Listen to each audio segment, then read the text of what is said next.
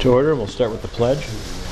I pledge allegiance to the flag of the United States of America and to the republic for which it stands, one nation, under God, indivisible, with liberty and justice for all. It seems like it's been a while since we've done this.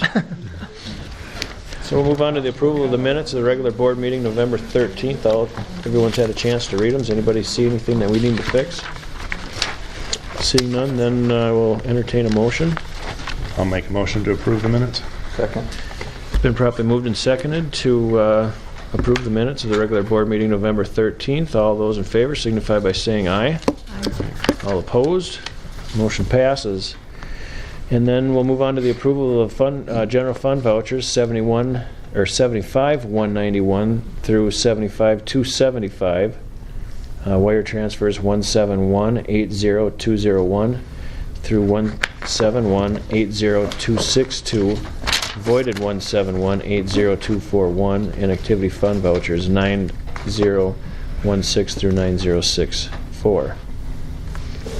I'll entertain a motion. Move to approve. Second. Been properly moved and seconded to approve the general fund vouchers as read. All those in favor signify by saying aye. Aye. All opposed? Motion passes. Now we'll move on to our public comments section. Anybody have anything to share? About hunting or? Anything you want. Anything you want. Then we'll move on to our spotlight on education. Technology education. Okay, so tonight, spotlight on education, we have technology education. Mr. Larson's going to take us on a little field trip, and this is kind of two-part. Last meeting we talked about the Fab Lab grant that you guys approved and that we're going to be applying for this year again. And we applied last year, didn't get it unfortunately, but we continue to make steps to really grow that program and make it a program that's competitive and comparable to other technology education departments around the state. So we purchased a couple things last year, one being a screen printing machine, and I'll let Mr. Larson kind of share what we purchased, and then he's going to take us on a trip. Yeah, we got the vinyl cutter and the screen printing press and heat press. The vinyl cutter we got initially, we got the vinyl cutter and the heat press this year. We got the screen printing press last year. And the screen printing press, just doing odds and ends, I mean, we've brought in like $1,000 off of just odds and ends already. So I think even more importantly, I don't mean to cut you off, but it's been really fun from my seat to see the excitement that it's generating down there. You go down there and there's kids that are excited about it, and there's always kids kind of hovering around the machine looking to get involved and just do different projects that we've already been seeing in the district. That's been the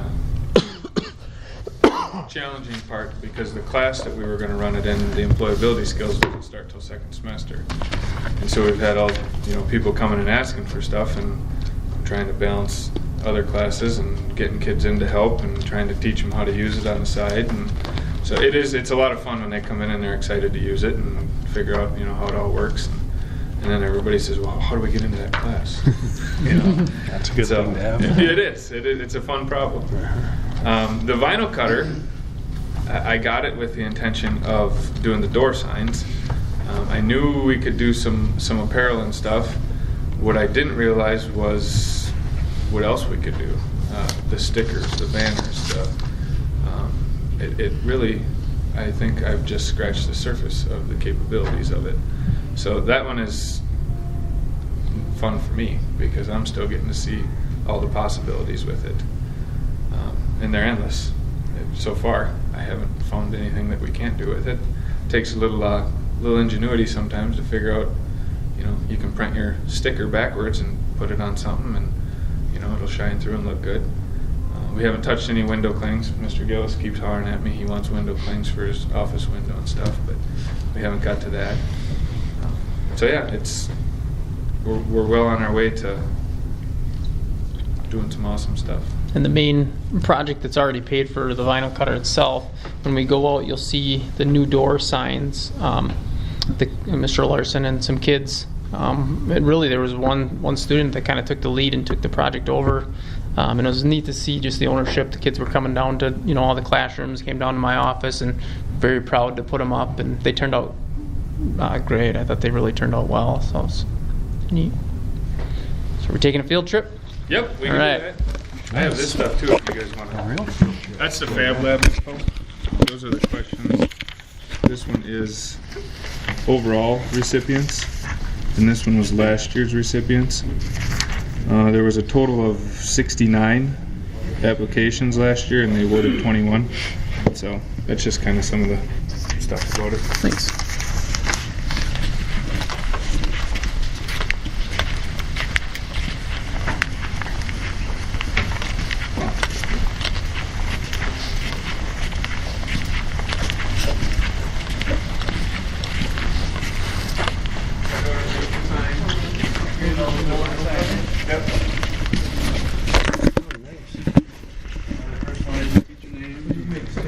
As teachers come and go, or a name changes, or class changes, we can make new ones right here. How do you get them out?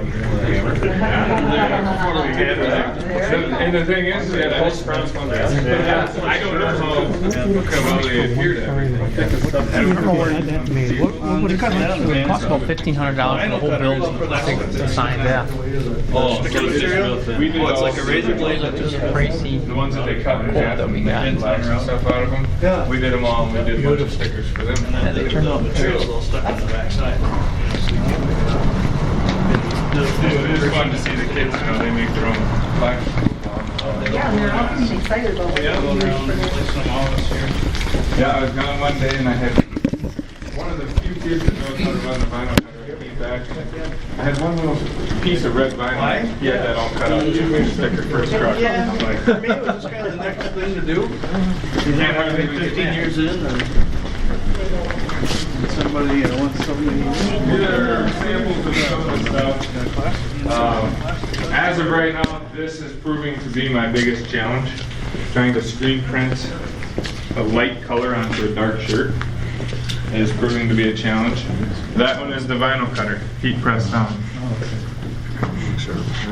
That one, we need to redo the design. Mr. Rosine brought that and wondered if we could make shirts for him, but we haven't redid the design yet. This here has been my challenge this week, trying to get the white to come out. Those ones were ones we did for the dance and cheer team. Light on dark is harder than dark on light. Oh, there's one that's finished in the back. These are the demos get to be all the ones that we screw up on. Then we can step in here.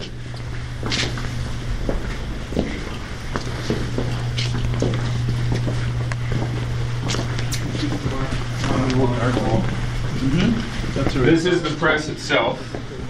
The screens, the pink stuff that you see on it is actually a light-sensitive emulsion. So we took the old photo booth, or the dark room. Yeah, the dark room that they use for all the photos, and we've kind of converted it into our screen prepping room. So we coat them with emulsion in there. We built a little light box to expose them, and basically we take one of these that we've printed out, our image that we want, and we put it on our light box in the dark room and expose it, and then whatever is printed will wash out with just water. And then we can bring it over here and screen print it.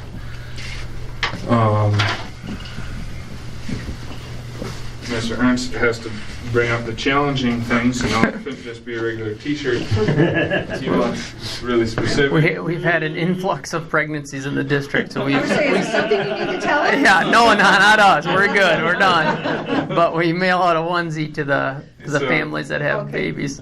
So we ended up having to remake one of the boards so that we could fit the onesies on. I can print one for you here. We have one of them onesies. Yeah? They're only good for like 3 months, right? Maybe. And this is probably the hardest part, is teaching the kids, just the pressure. And it's something you learn just by doing it. And you screw up a couple times until you finally figure it out. But you coat your screen just to get the ink in there.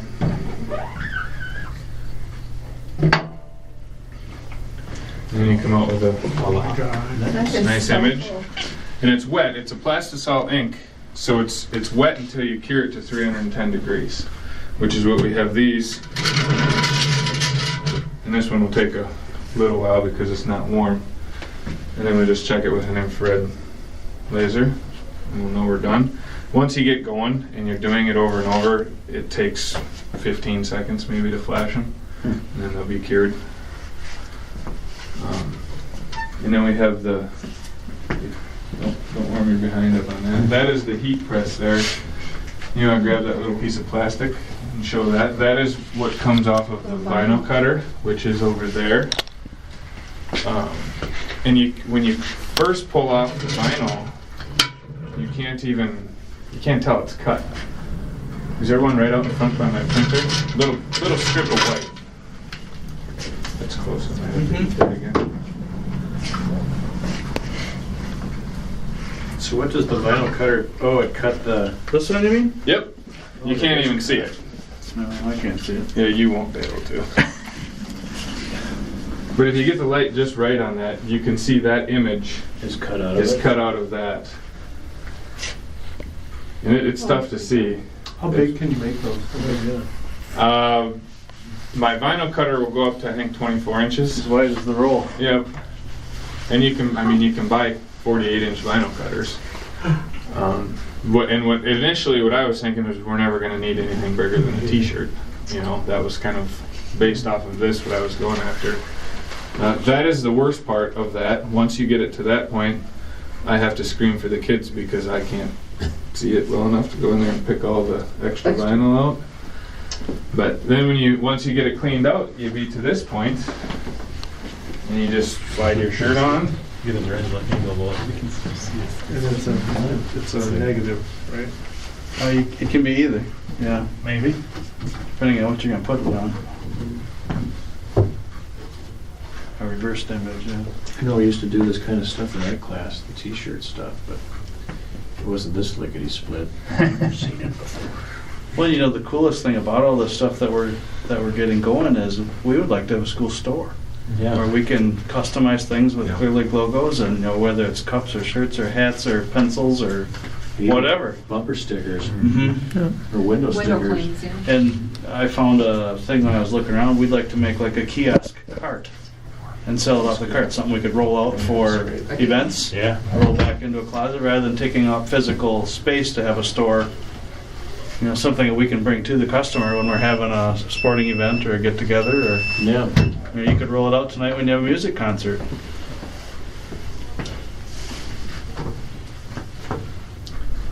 So all I did was put that on, put it down. It's 305. Oh, excuse me. It's 305 degrees for what, 5 seconds, and then once this cools off, Take the backer off, huh?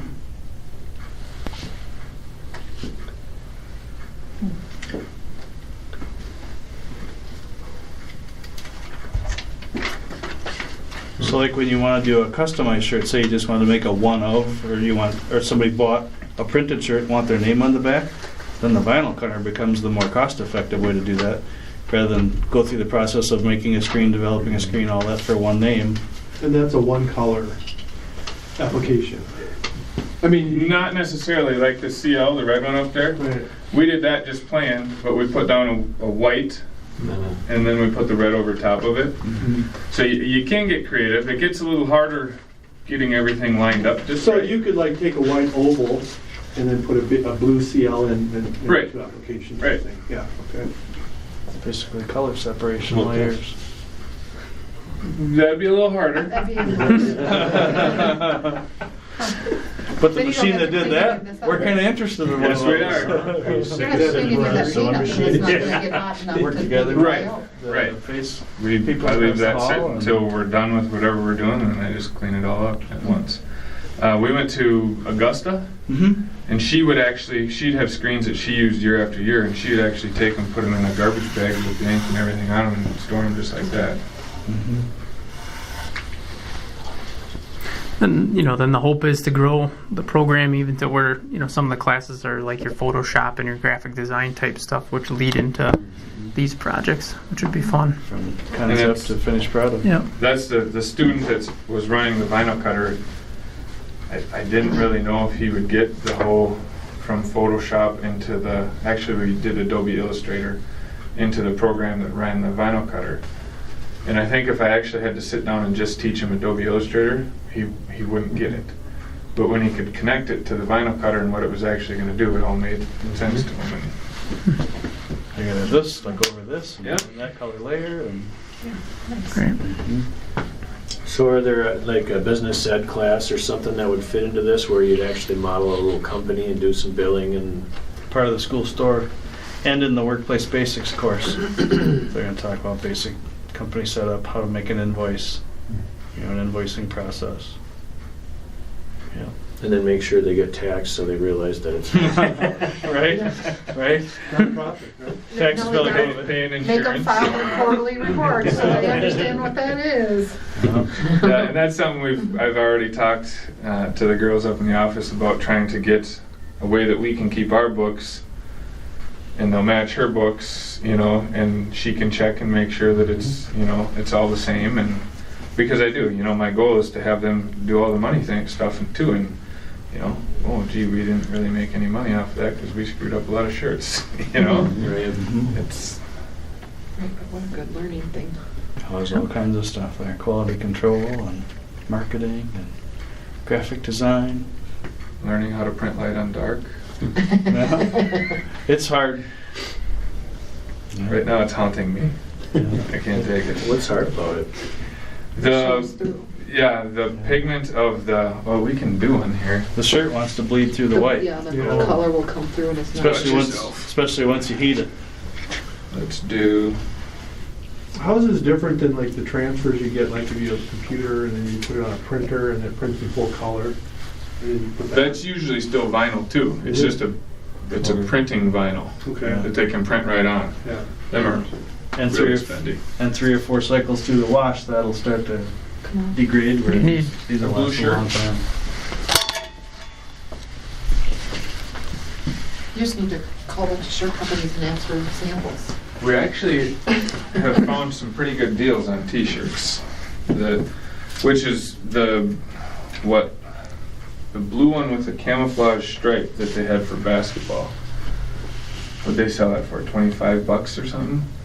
And I looked it up, and we could get it for like $9.99. And I mean, we could have printed it and let the basketball club sell them for $20, and we could have both made $5 off of each shirt, And that's what, talking to Dale, that's what he's, he wants to see how the weightlifting shirts go, and I think that'll possibly be a discussion next year. The opportunities just keep presenting themselves as you go.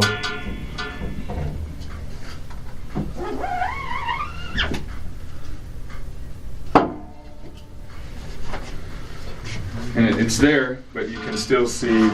Sure. Can you swipe it 2 times or Yeah, blur it you up? can do it again, and that's what I did with the ones out on the table. But you can see they get almost textured, where like this is, it's pulling the fibers out of the shirt, they say, and then when you do it again, it hits all those fibers that are sticking out, and you can see all that. So It's not the ink then, is there... that was my first thought. I got online, and everybody that does it, everybody says it's not your ink. Your ink is fine. It's something else. One of them said that you're pushing too hard. So I come back and I try doing one really light. And another one said that it's your screen. Your screen's too tight. And I had that one made, and this screen we bought pre-stretched. So I'm like, well, that one should be perfect. So I brought it back and did the image on that, thinking that's what it was. And that doesn't work. So it's. He'll figure it out. Oh yeah.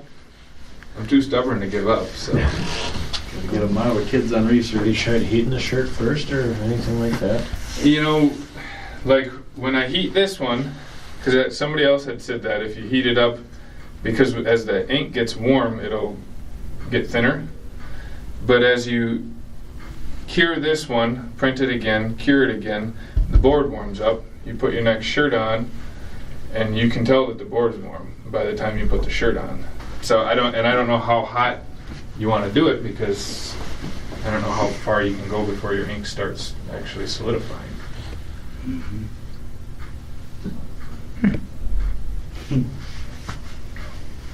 That's cool. Yeah. So if you're ever bored, come on in. We can practice. Bring some shirts. That's right. What was this space before? Mr. Ganji had all the computers in here. Okay, And that's he what I was doing thought. his architectural CAD and stuff. In here. Yeah, prior to that, I can't remember what. But it's nice that you just have the space right here. Yeah. To do it, yeah. Yeah. Well, and counter space already to move the computers to. Well, the dark You don't room has lose that access. water too, Yeah. so it's kind of a nice setup. So you can make decals then, is that what I hear you saying? So you can peel it off and stick it on something? Yeah. There's right behind you there is what we did with the door signs. Okay, So this is, that's one that's done. These are what they come out as. okay. A story. And then the back side is actually sticky of these. And then put it, So they make a transfer tape like this that comes in different rolls. You can actually put this on over the top of it. When you peel this off of this part, the whole white vinyl will come off with it. And then we just stuck them to these, and then we spray painted the back. And they come out like that. So, simple thing, easy to do. I mean, the cool thing about them is we can change them every year. We have to, you know. And kids understand the process. And they took ownership in it. Yeah. More than likely, they're going to guard them a little bit. Yeah. But it's funny to see when somebody screws them up when they're weeding. You know, one of the other guys will be like, "Really? I gotta go print another one." So, I was gonna try to have shirts for everybody, but the whole white on dark kind of. Took up your time.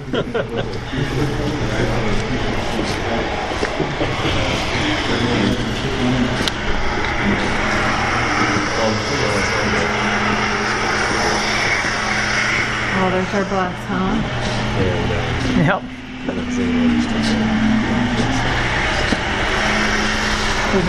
I'm good. Anything Good. else? Questions? Thank you, Mr. Larson. Yeah, thank you. Appreciate it. Good job. It is neat to see the kids too. Warner, how's it going?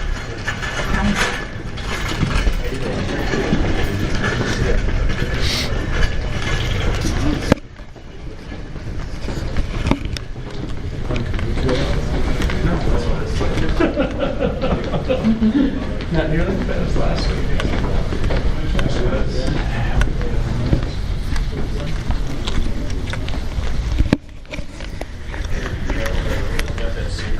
And they still do a dark room too, huh? No, No.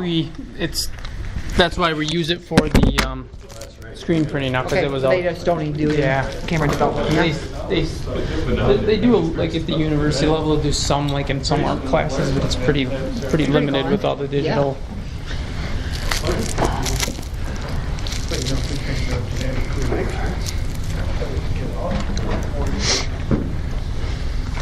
Yeah, we're good.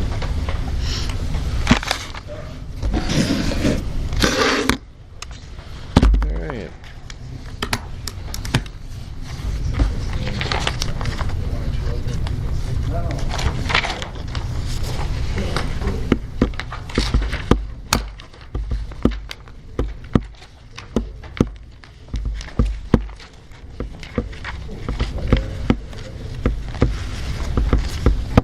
All right, so we'll get back to business here then again.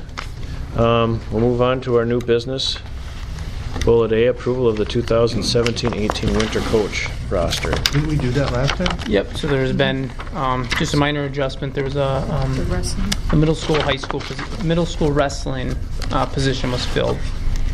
So should we just do that one Yeah. change there? Yep. I will entertain a motion. Who's the person that's being Who's the new coach? Jay Gardner has been selected as the individual filling that vacancy. So we should approve him as Middle school addition. wrestling, yep, in addition to the winter I'll coaches. make a motion that we do that. Second? It's been properly moved and seconded that we add Jay Gardner onto our winter coaching roster. All those in favor signify by saying aye. All opposed? Motion passes. Then we'll move on to approval of the coaching advisor's handbook. Okay, so we talked about this twice now at the board level, so this is just being brought again. Kind of looking for that final approval to get it into coaches and advisors' hands. Or looking for any recommendations from the board to make any adjustments. Last time I mentioned, the kids have to, there's a pledge in here from the kids. And I thought we should have a pledge from the coaches signing.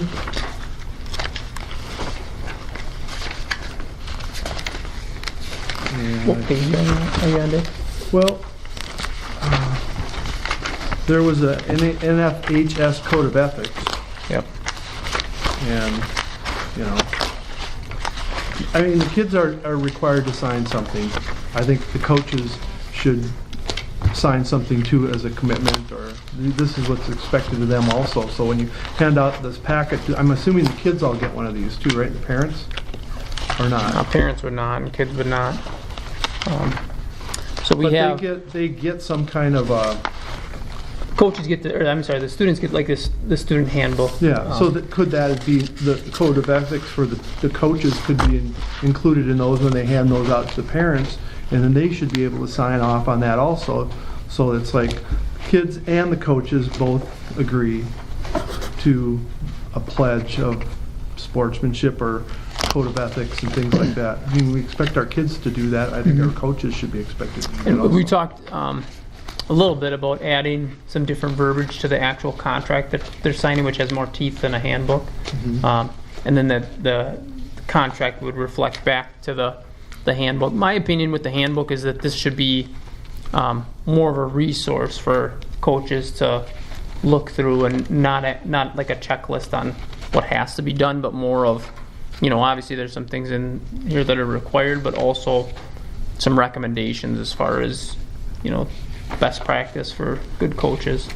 I would think that page 31, the legal duties of a coach, kind of fall under what you're talking about, and then the combo of that with the contract.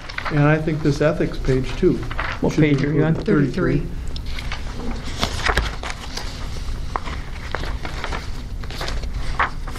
Yep. Especially when in regard to how they treat kids and expectations. So you're saying you'd want this in the student piece also? Well, and it should be a part of the coach's contract when they sign.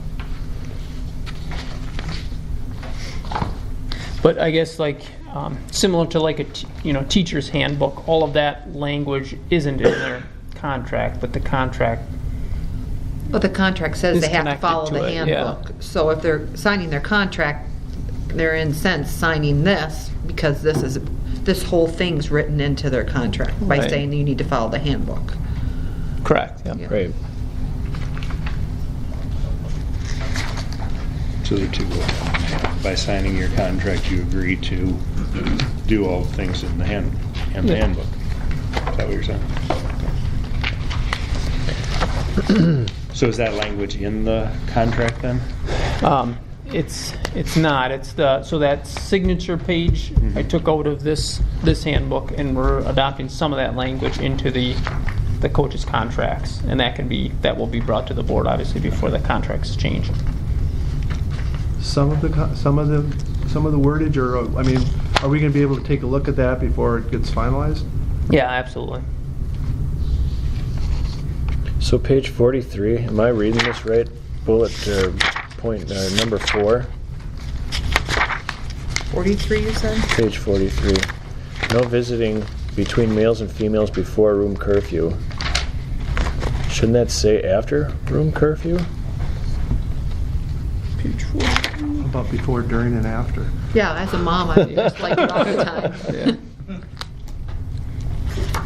So that should be after. Yeah. Well, I assume that curfew means you're in your room, so before that, you can't go to an opposite gender room. So it's not going into the rooms of opposite gender is basically what it's saying. Yeah, and this, this is a unique handbook because it's not specific to coaching, but it's not specific to, it kind of encompasses all extracurriculars. So that was developed, either Spanish or FFA, I don't remember, where they're not doing. I think they go on 1 or 2 overnights a year. Mm-hmm. Yeah, this wouldn't apply that often to athletics. Right. Right, because they don't travel together. And then the one thing that I have in the back of my mind with this, the handbook, it's a good thing to have if it's used. And my question is, from our administrative point of view, our Dale, when he goes to look at this, and he goes through and he looks at the evaluation forms for the coaches, page 35, and some of the things that I think that this thing is missing is, there's a number of bullets here that they get evaluated on: coaching performance, and where's the other one? Professional and personal. Yeah. One of the things, or a couple of the things that if I was in Dale's shoes, I'd want to talk to the coaches about is, are the athletes progressing as they rise through the ranks? Is our program working? Are the kids getting the basics down? Is everybody progressing as we go? And none of the points in here address that, as well as how about the involvement of the team's involvement? Are the numbers going up? Are they going down? Have people left? Why have people left? Where you can kind of look at the overall course of his coaching or her coaching to see, and at least give Dale some teeth or some subjects, something to talk about with the coach as far as, well, we need to improve here a little bit, or I think you should take a look at this. This might help you in that regard. Because it's all about a plan of improvement. We don't hire people to fire them, but some of those things, I don't know, I thought were things that should be included in there, but that's the only concern that I totally had. agree with you, Greg. And what about input from the parents whose kids they're coaching? Parents, they're dropping their kids off and they're at the games, and it affects the whole family. I think the parents should have some input into the evaluation of the coaches and whether they think their kids are progressing. Yeah, I agree too, but that's kind of a Pandora's box where so-and-so's kid didn't get to play, and all of a sudden Yeah, I personally think that one's a tough one. The program as a whole, I can say, just this year even, I know Mr. Rosine has those conversations, and I know one specifically, a new coach that we had, and he went through kind of the progression of the overall program and what kind of the expectations are as a head coach, and to facilitate those programs, which I know from experience is not easy. It's really, it turns into a full-time job as a head coach, because it's, there's no such thing as really a winter season or a spring season. It's year-round now.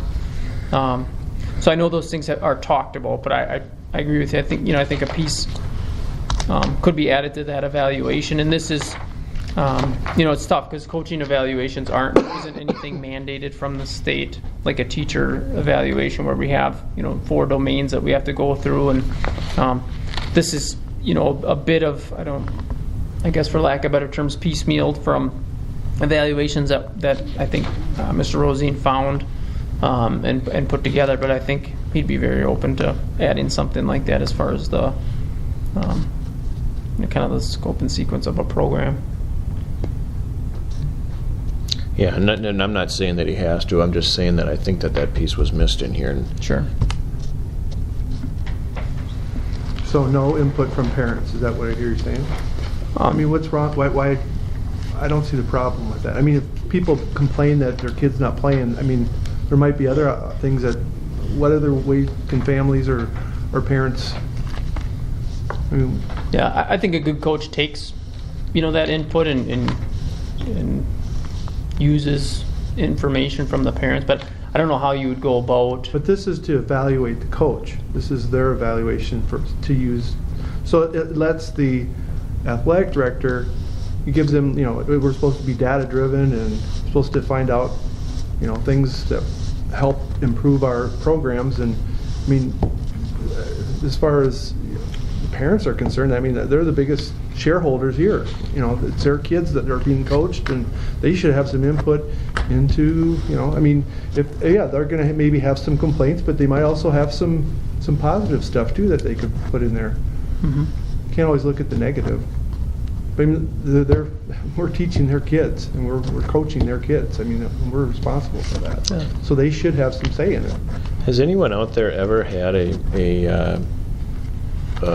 like a questionnaire, something that gets handed out to the parents that they can hand in after each game and throw some comments on it for a coach to review I afterwards? don't know about a game, but maybe at the end of the year, once a year. You don't need it for every game. I mean, that would be overkill. But I was just thinking, maybe, a lot of times people just like to be heard, and if they knew they, had that avenue. I don't think it's a bad idea to have some type of, questionnaire or input, at a banquet or, where they have all the parents together to get that information. Yeah, I don't know, that's a tough one. So I don't know, do we want to look at approving it, or do we want to wait and get some feedback I've from got another Dale, thing or- here that I want to bring up too. I think the disciplinary action of a coach or advisor needs to be looked at here. What page are you on? 20.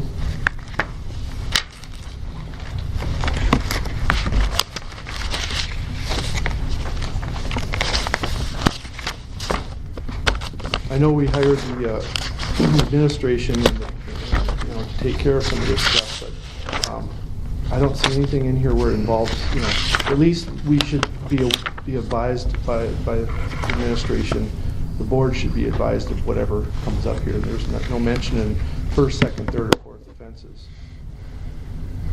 I think there's no action at all anywhere about the school board in here. And I think 3 offenses is enough. 4 is giving them too much. The problem I have with that, like as we developed it, wasn't bringing it to the board or the number of offenses, but it's like, how do you define the different levels of the offenses, or if you have a coach that's coached 20 years and they have, a minor offense year 2 of their coaching, and then year 15, those kind of things were difficult for us as we went through this to have. I just don't see it as being completely black and white. I think this is an area that the board will have to truly trust administration that we're doing our jobs and following progressive discipline, and having those conversations with coaches when things do come up. Well, couldn't this be used as an opportunity to involve the board more into the discussion, and where you would bring it to the board and we can have a discussion about it, instead of just, I mean, it seems like we're totally out of the loop, and then people go, well, how come? Then we always get the brunt of it from the public. People call us first before they call you usually. Yeah, and I would just strongly suggest that we continue to work on that kind of culture or practice where you refer them back to administration. And we do. I do whenever Yep. there's a problem. But I mean, we're totally cut out of this whole thing here. And I think when you're talking about kids and parents and it gets to this point, I think. But that's deliberate. Like this would be, you guys are the last kind of where the buck stops. If there's an appeal process, the board needs to be unbiased, and you need to be not part of those initial conversations. We should be kept abreast of the situation. It should be talked about or brought up in a closed session. Hey, this is what's going on. We had this issue here. I had to do this. That's not even in here at all. Yeah, but we already are on matters that are getting close to the board level, Dave. We don't want to know if there's a first offense or a second offense. That's what we hire these guys to do for us. And then if there's I guess I would disagree, But then when there's a problem then that's when we step in and make the final decision. We can't make that final decision if we've been along for the whole ride, you know what I mean? Well, that's true, but it's our job to create these policies. And I'm just saying that I think 4 offenses is giving plenty of rope. I would... And I would agree, depending on what offense. I would say 4, extremely minor offenses shouldn't even be brought to the board if they're extremely minor. But 4 major offenses, it's extremely... How do you define those? And I guess that's my point. Well, my question, for the students, we have Group A and B, are different types of offenses. Does it make sense to look at maybe, minor and major kind of things too, that you would, or some language at least that would say you could jump from level 1 to level 4 if under circumstances, just so that Isn't it it didn't look like it went, all the way through 4 always. Right. And if you look at, reading this, it's pretty cut and dried and pretty specific what the kids are expected to do. But with the coaches, it's just like, well, whatever. I mean, I think it should be a little more cut and dried. They've got a list of how many different things that the kids can and can't do. And if they do this is their punishment. And Well, it says here, depending on the severity of the violation, actions will be taken in the following ways. So that gives administration enough leeway to I'm just saying, in do this what they need current to do. political environment with all the stuff that's going on out there, adults and kids and this and that, we have to be careful with that. If I'm not mistaken, a lot of that's driven by WIA. The athletic part, the student part. I think the coaches should be under the same kind of scrutiny then. Yeah, but you gotta be careful, Dave, because who the heck wants to coach then if you got all this stuff hanging over your head?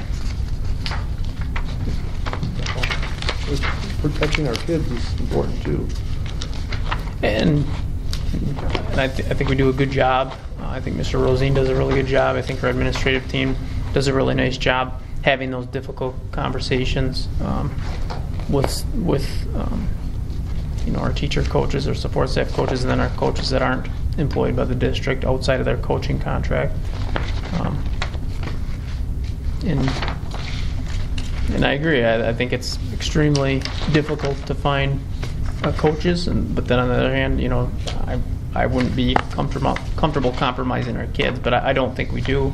I think we have a really good set of coaches that do a nice job. And well, this is the first year we've had a handbook, right?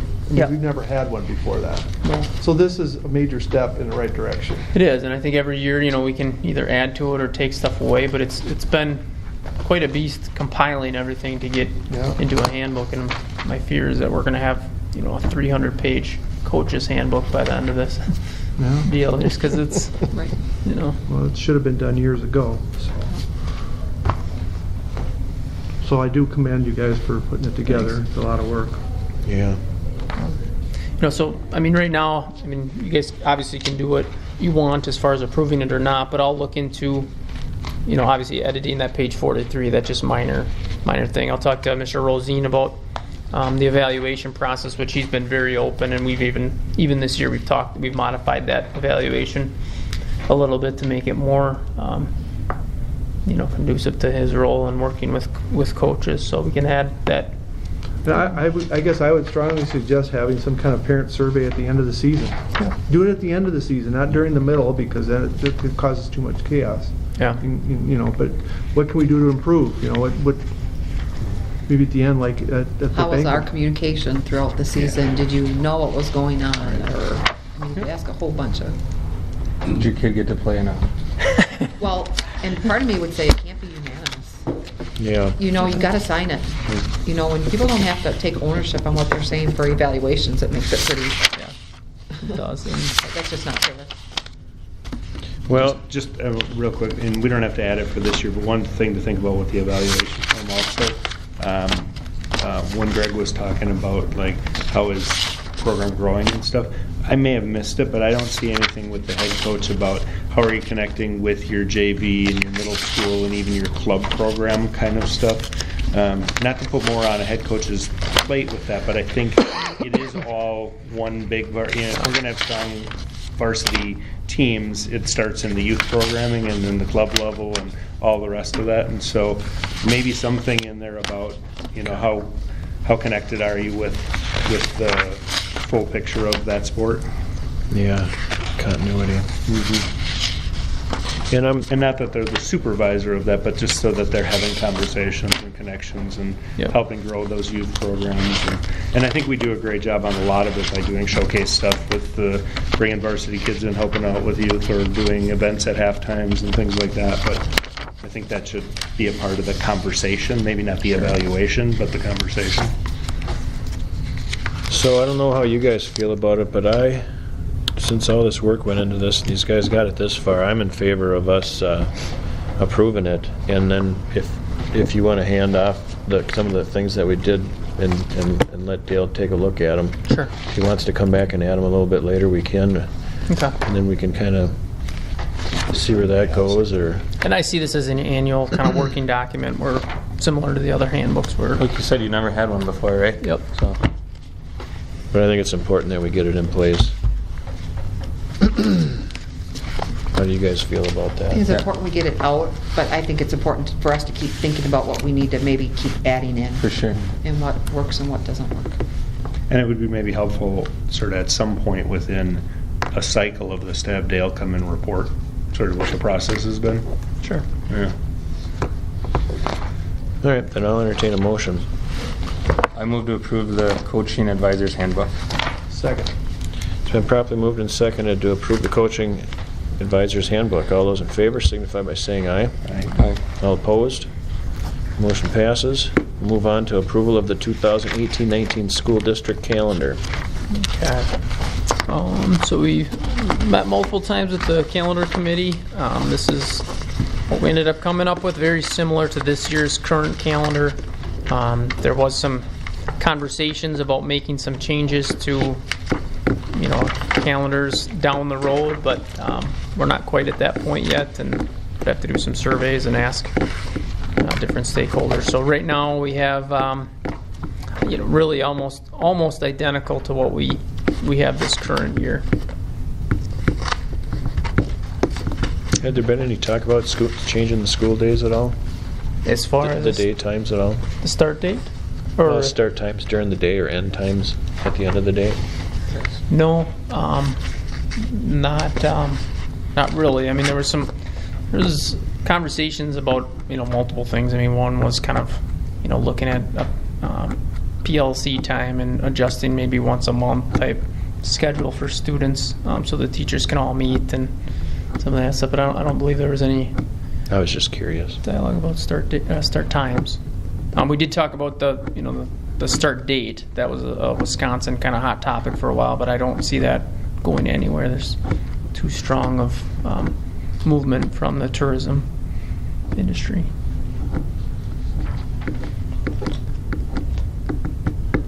Okay. Anybody have any questions?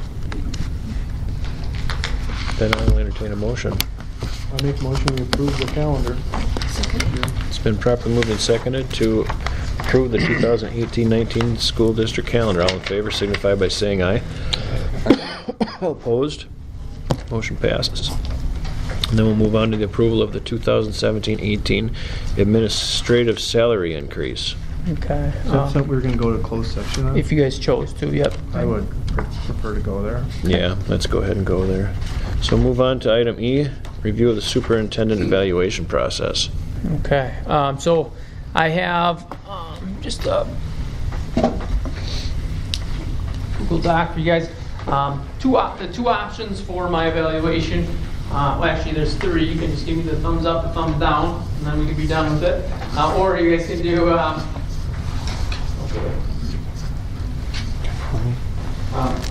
So really, the two options are the hard copy.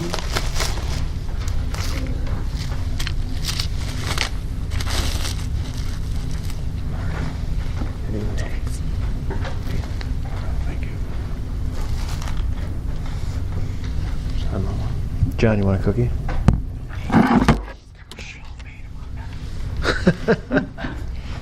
Okay, so the hard copy, what's been kind of always done in the past, or last year, we converted the my evaluation into a Google Doc, and I just wanted to explain it a little bit more so there was no confusion on it. The Google Doc, I am not doing my own evaluation, it's just compiling all the information. So I could send it out, I could give it to Greg to send out. It's the same, they're the same questions that are in the hard copy. I think that Bo tried sending it to me, but I still couldn't get it to open up, so I don't. And I think even from your school district email, No. I have it set up so it can only be, it's specific to the school district emails. Okay, I didn't go into my Okay. school district I think email. we can fix that for you and Skip if we have to. You can just send us all a hard copy or pack it and give it to us here and we can fill it out. But I guess that's what, and I don't have a preference either way. I guess that's what you guys need to decide. Would it Do be you want easy it? for you? No, I'm kind of hoping that we can do it on the computer. The 'cause then Google it'll- Doc will bring it, instead of him having to write everybody's responses down, Google Doc will just pull it. I mean, that's labor intensive for us to all fill it out. school. Whatever's easiest. That's why I can't Yeah. open it either. Yeah, Like that. and I could get it to those other two emails so you guys can open it up. Okay. So it looks like this. You just Right, pick your name and. Was this the same one from last year? You said? Yeah. So you just go in, click your name, and then click through each of the questions. But it's not. Was It's not there any comments different. after each question last year, or was it after each section? Yep. So each section. Okay. You can provide rationale for your explanations and Yeah. kind of write notes in there. So I won't go through the whole thing. Computer do the work. Yeah. And then it compiles Whatever's it. easiest for. The one thing that it doesn't, I mean, it does compile all of the written stuff, but then Greg you'd still have to go in there and delete, like if there's multiple Comments. if you guys write if there's multiple things that are. But the combined thing isn't your official evaluation. We use this as a tool to write your official evaluation, correct? Well, what's the nice thing for Greg for this is like that, see that question where it says excellent, very good, average, unknown? Right. The four of you answer that and then it shoots it to a little graph. And Right. so then he doesn't have to look at every single Right. one and figure out what it is. So that's part of it, but then it also is this summary, is the summary part of my evaluation? I believe so. Yeah. The summary was, okay. So it goes through each one. Yeah, let's do that then if you guys are okay with it. So if you could, Josh, get that to me, and then I can send it out, or if you want to just send it out, it doesn't matter to me. Okay, sounds good. I think maybe you guys should send it out because I can't even open the thing. Okay, and then we'll make sure you guys can open it. And then my question to you guys, do you want me, like at the first meeting in January, do you want me to come and go over kind of my, like with teachers and with admin, typically you have kind of documentation of why you kind of justifying each point as far as in case you don't know, like the budgeting stuff. Obviously you guys have exposure to the annual meeting, but even like this last report that Peter's got to sign. I think there's a lot of reports that you guys aren't even aware of that. No, I go would on. like it a lot if in January, you kind of maybe highlighted some of that stuff that we Okay. wouldn't necessarily have all the information on. And then by the second meeting in January, then you guys can vote to kind of approve the final evaluation, because it just has to be done by January 30th, maybe. Because I don't think it's fair to you, and it's not enough information for us to give answers to things that we don't know. Some of the information So we can on. wait until after the first meeting for us to completely fill ours out. Is that what I'm hearing? Sure. Yep. Yeah. So we can meet, if you want, we can meet during the January meeting. I can bring kind of documentation from each not each question, but like each kind of main category, if that works. Yeah.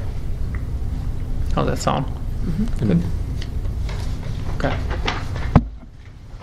All right, sounds good. Then we'll move on to our review of the state report card. Okay.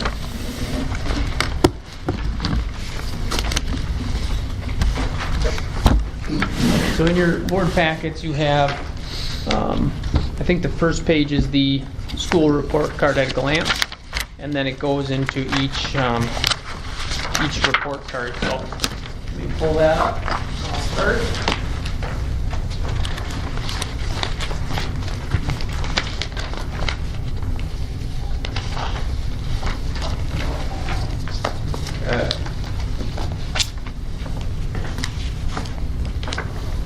All right, so school report cards. Just to give you a little bit of background, they were first implemented in fall of 2012.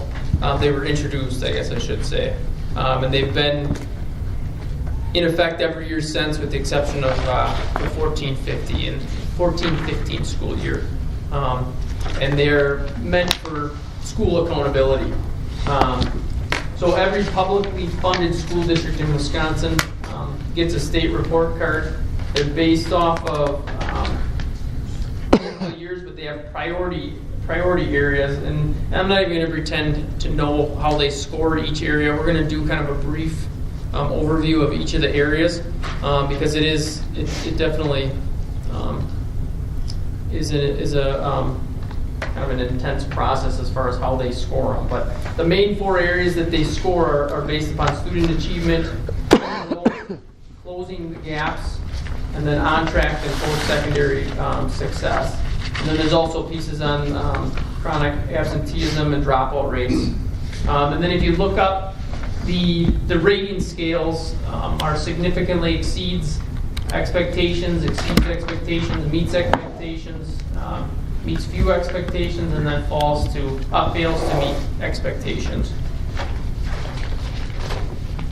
The Wisconsin has each year for the last couple of years they've utilized, or they've used a different assessment to do the scoring. So it's been like comparing apples to oranges from each year as far as whether you're making progress or not making progress. The one positive thing is all school districts are in the same boat. So when you're comparing schools to schools, I don't want to say that you're comparing apples to apples, but it's a little better than kind of comparing yourself, to be honest.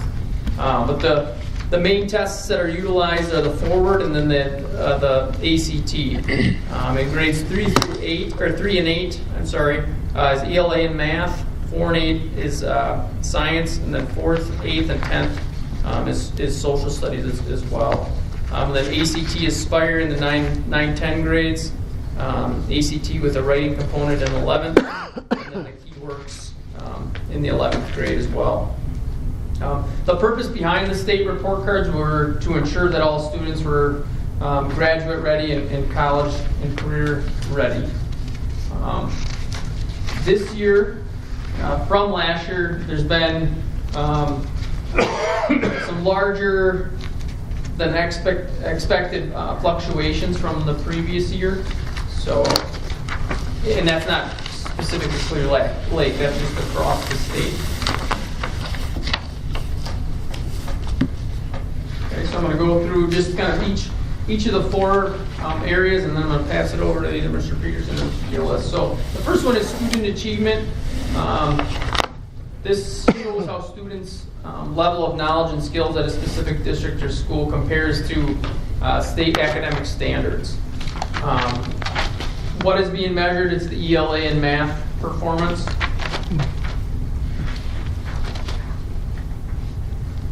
You look at school growth. Academic growth is the measure of students' progress between 2 points in time. So how much gain that students have.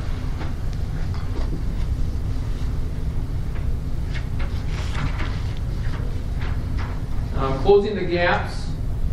This report assesses progress over time amongst different subgroups. And then closing the gaps has 4 component scores. Closing achievement gaps in ELA, closing achievement gaps in mathematics, closing graduation gaps, a 4-year graduation rate, and then closing graduation gaps in a 6-year graduation rate.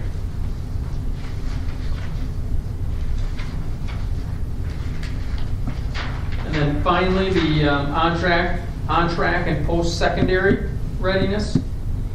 This is mainly your graduation rate and then attendance rate. And there's a second component, is the 3rd grade ELA achievement, 8th grade mathematics achievement, or the combination of both ELA and 8th grade mathematics achievement.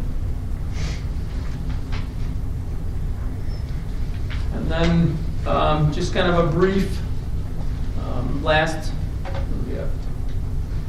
6 years, with the exception of the 14-15, because the state didn't put the report cards out. These are where our scores lie the last couple of years.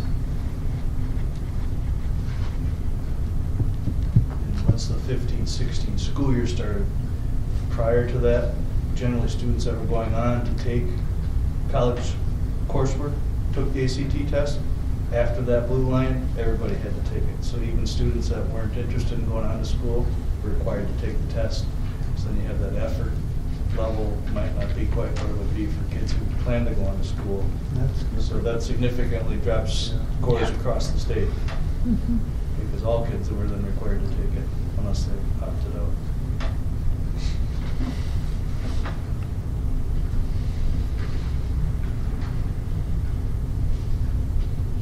I'd say we were below a school with probably a little slightly below average participation rate in the ACT score too. So I think it's more of a shock to our numbers too, because now you're having many more kids.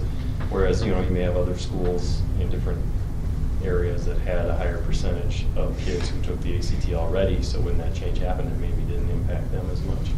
It is what it is. We didn't have a super high participation rate in ACT, so it's something we have to adjust to. So going over our scores, so at the district, our district overall score was a 66.8, which puts us in meets expectations. Which obviously we have room for some growth, but kind of middle of the pack right now. Question on that one. Yep. Closing gaps, our scores, English and math, are both sky high compared to the state score, but graduation rate gap, why did we get an NA there, which brought our score down? Which one are you looking at? Closing gaps. Graduation rate gaps. This is looking at the whole district compile. So this is compiling high school, junior high, and elementary, and so there's only a graduation rate score for the high school. If you page through and you get to the high school, you'll see it. But there's no graduation rate, of course, for middle and elementary, so they put an NA on the overall district score. But if you flip through, you'll see. So it's very confusing because they put a state score and a max score, implying that something's missing there, and it's not. When you look at our graduation rate in the on-track and post-secondary, we had a 37.8 compared, out of 40, which is extremely high. Greg, the same thing happens if you look like junior high, when they have 3rd grade English language arts, you get an NA there. So, because doesn't apply to that subset. You'll notice too, as we go through, you get to the high school, and it has the whole area for growth, student growth, and there'll be an NA there because in the high school, there's only one grade level tested. So there's no way to test kids back-to-back years, whereas middle school, we've got 7th and 8th grade, elementary school, they test them back-to-back years, so then they track that kid, those kids, and they look at their individual growth and compile it all together. So for high school, there's no growth score currently. You can't show growth with one data point? Yeah. Year to year. You'd think on their line of thinking they could. Yeah. So overall district 66.8. When we look at the elementary, we had 66.6, which still falls in that meets expectations. category. This doesn't include, this is just math and English and language arts, right? Yeah. This doesn't include social studies and science arts. I don't care about that. The arts. Yeah. Really.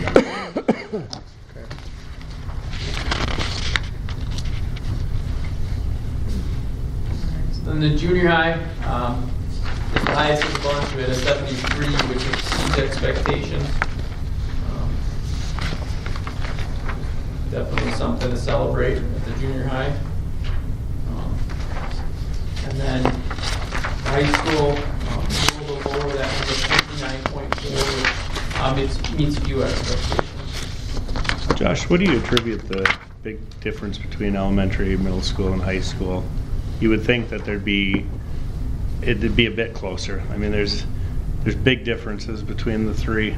Yeah, one thing we talked about as an admin team, with a smaller sampling population, you look at, those kids that take the ACT, the end of that class that took that kind of correlates with this score. We're hoping to see a big jump at the high school level next year, obviously. Sure. But I think that's the main thing. I don't think you guys have anything to add, but Could you put the historical one back up there where it's got the multiple years? So the ACT is what this score is based out of, 100%? Just for the high school? for the high Right. school stat, our kids only. So, yeah. Where do they take it? Here? Now they do. We never used to. There was Now they- it just there was started. maybe 20% of my class that did it. Right. Yeah. Yeah, same with mine. You only Now had to do it if you everyone went to Right, that's what he's college. saying, and now it's Yeah. different, that year it changed. Yep. So you can get kids that don't even want to take it or have Right. to take it. Yep. And Exactly. even I'm assuming they it's throw tough those to out. when Like, kids know that it doesn't. if you do a I don't want to say it standard doesn't mean deviation and all anything, that, but it doesn't mean anything to statistically, them. they take them out high and low. It's tough. I mean, even we've talked about different incentives that we can offer the kids, because the kids that sit down and take that will do well. They want to do well, but there's kids that just Circle all A's. Who just cares? because they want to be done, and it's a painful test. Maybe they don't have any desire to go post-secondary, and they just want to enter the workforce, and so there's definitely some variables. And I'm not saying that's happening here. I'm just saying that's one thing that could be happening in the classroom. It might reflect familial expectations of the kid. Some families are, you're going on to school, let's do this right, let's get you in a good school, and some don't have that expectation of their family as well. So this test was taken last school year? In last school year, our graduating class wasn't the best class academically that we've ever graduated. Right. And it was very small. Yeah. Yeah, so it's a very small sample size as well. Yep. What percentage do go to college? Roughly, do we know? It depends on the year. Okay. We used to get stats from like WITC, in Richmond every year, and majority of our students would go to technical college. Do something. And actually a lot go to WITC New Richmond. There's a strong relationship there. So it's a culture difference, change, I guess, to the idea of every kid, taking a college readiness test. It's just, I'm not saying it's good or bad. It's just a difference.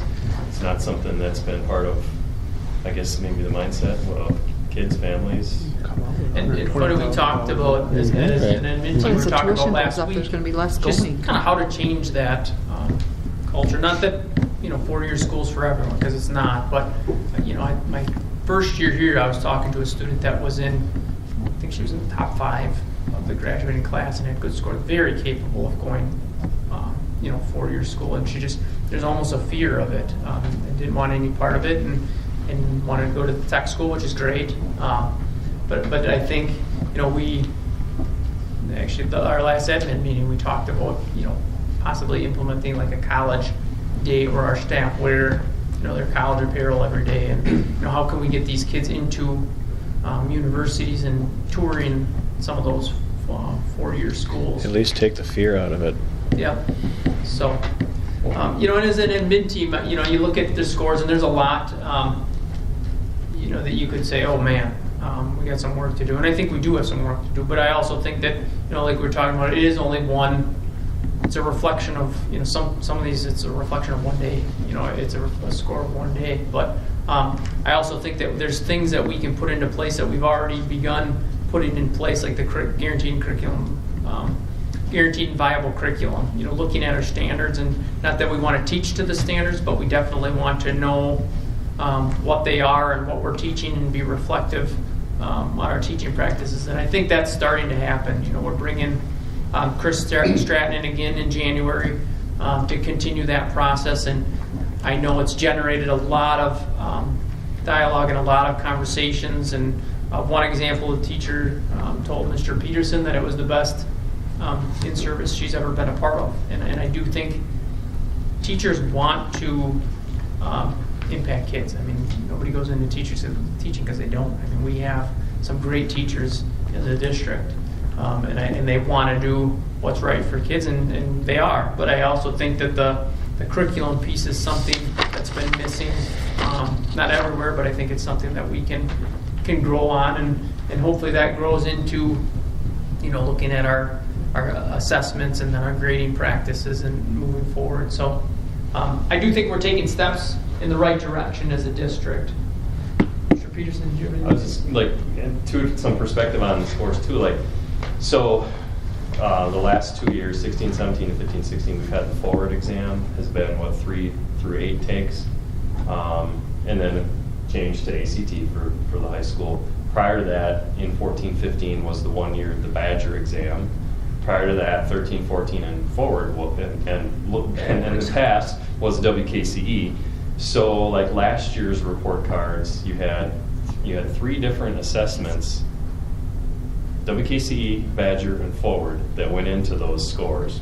And they're taking those 3 different assessments and figuring out a computation to figure out student growth from year to year across 3 different assessments. So how they do that, I don't know.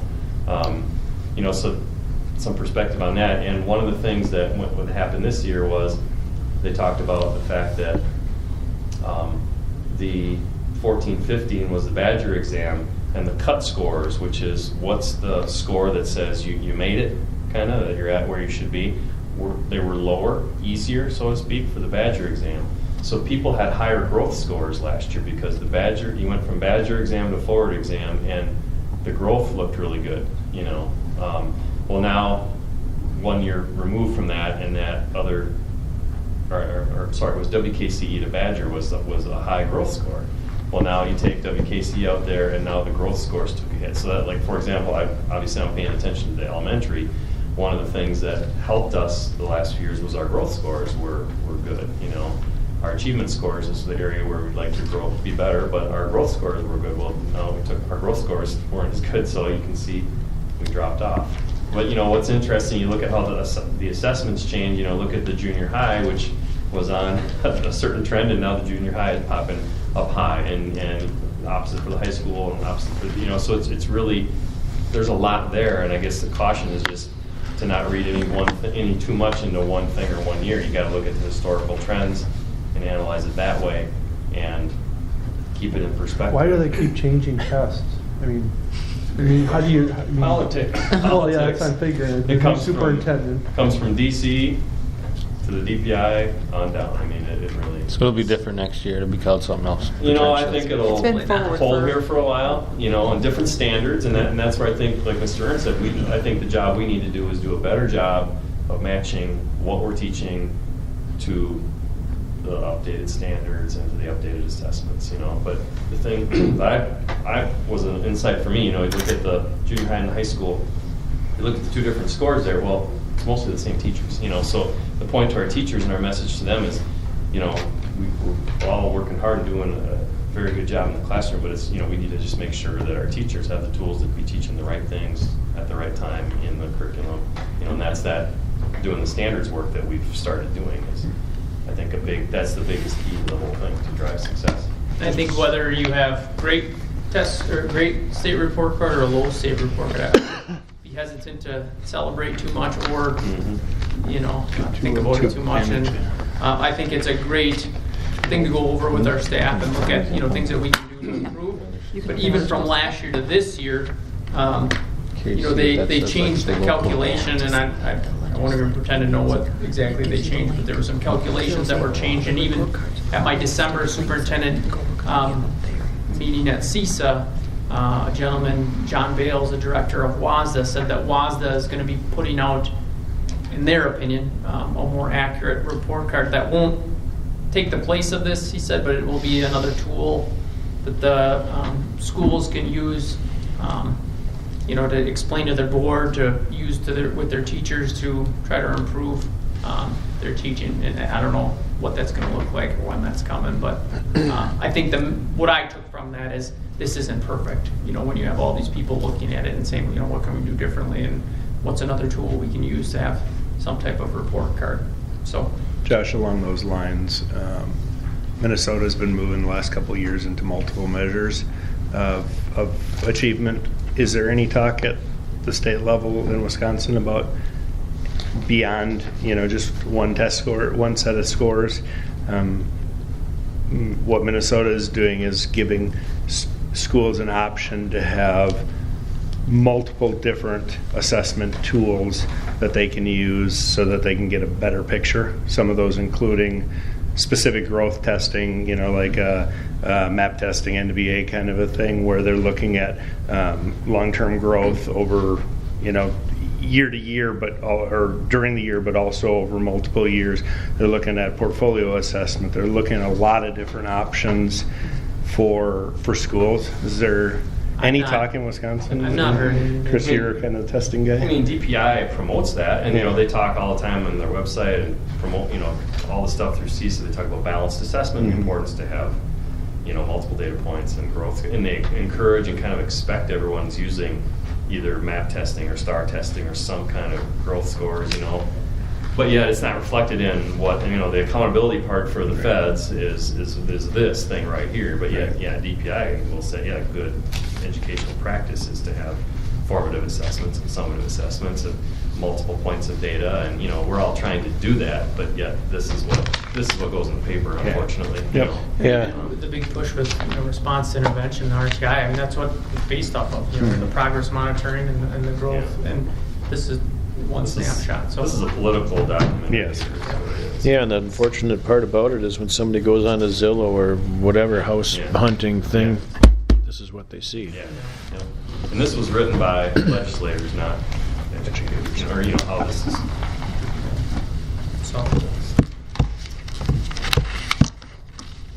So the people in the DPI are legislators? No, the legislator writes from the feds, and it goes to and then it's handed to the DPI, and they have to make something out of it and make some sense out of it. And the fact that for example, the scoring ranges that they had political debates about. Well, should it be a range of scores or should it be stars? The stars were added a few years ago. You're a 3-star school or a 2-star school. The graduation rate. Just what goes into it. What should have more weight on it. Things like that is the part where the politics come in. And it's a snapshot. It's important. I mean, it's a level playing field. Every school in the state has the same level playing field, so we can't just poo-poo it and say, well, gee, it's not important, we don't have to care about it. But we also need to look at it. It's one piece of data along with many other things that, how do you determine if a school is successful? This is one way to look, but it's not and we have to, have a strong focus on it, but it's not the only data point to look at.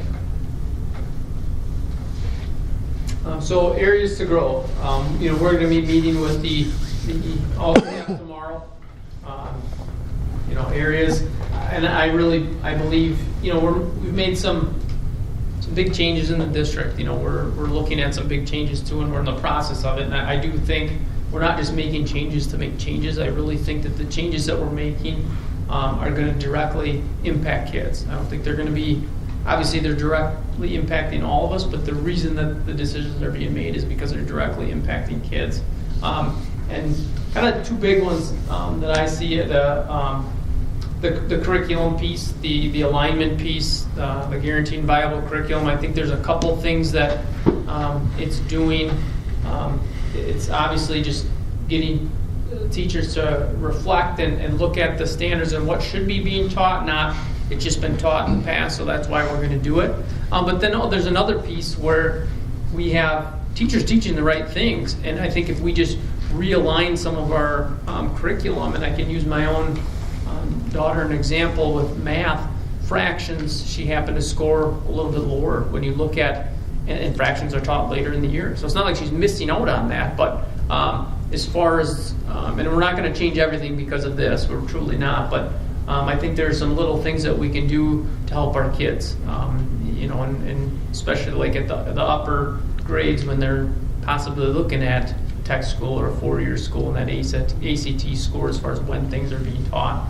So then, the one-to-one initiative, I don't think that that's going to drastically change our state report cards, but I do think it's moving us in the right direction. Kids are going to have things at their fingertips in the classroom, in curriculum, to help supplement that curriculum, and I do think it's going to make a difference. I think it has to.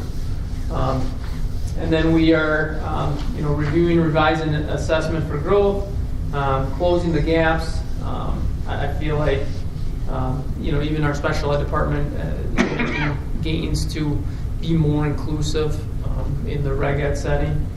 ACT prep opportunities for students. Our high school counselor, Mrs. Kaler, has looked at different opportunities to bring stuff into the district to better prepare kids for that assessment. So, as an admin team, we kind of started out as, what do we need to do? And I think there are some things that we need to do, but I also think there's things that we're already doing, that we've already started to implement, and it's a slow process, and it'll take some time, but I do feel like we're moving in the right direction. I wouldn't feel, if I was you guys, I wouldn't feel squeamish about realigning some things to make sure that we get this to improve, because this is, like I say, people from the outside look in and they look at this. So if we have to get fractions in early, and if we have to throw sample ACT questions out periodically through the year to keep kids fresh and, remembering how to do the different, by all means, go ahead and do it.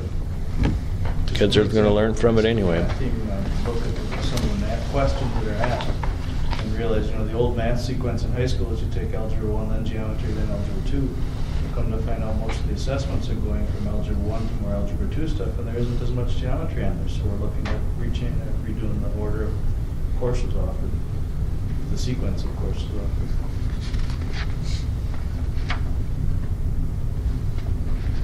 So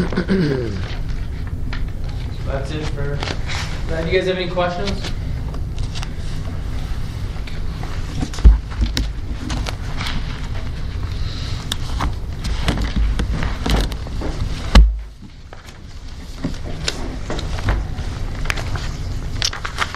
None? So then we'll move on then to our review of the WASB webinar.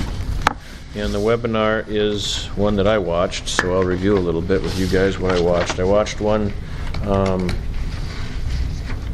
entitled Non-Renewing of Teachers. So it was about a 45-minute webinar, and to be honest with you, must have been a lawyer that was going through this, because a lot of the verbiage and a lot of stuff was over my head. I had to watch a lot of parts a couple of times, but a couple of the key takeaways were that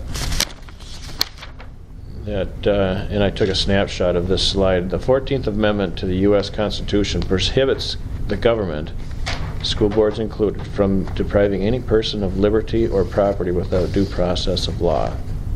What's that mean? Well, a teacher or employee of ours, they have their liberty. Their liberty is their name. It's their how people see them. So that you can't take away their liberty without due process, and you can't take away their property without due process as well. And their property, in this case, would be a contract. They get to finish their contract out unless they violated something. Then there'd be a due process where they could, the board would review whatever the instance would be. So liberty and I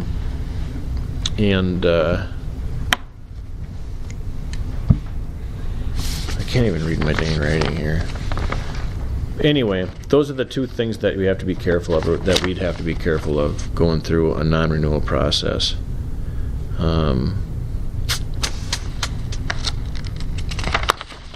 There's one other slide that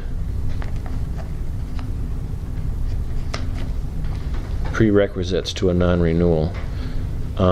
just cause, evaluation procedures, professional assistance, and allowing time for improvement, documenting teacher performance, and notice to teachers as required.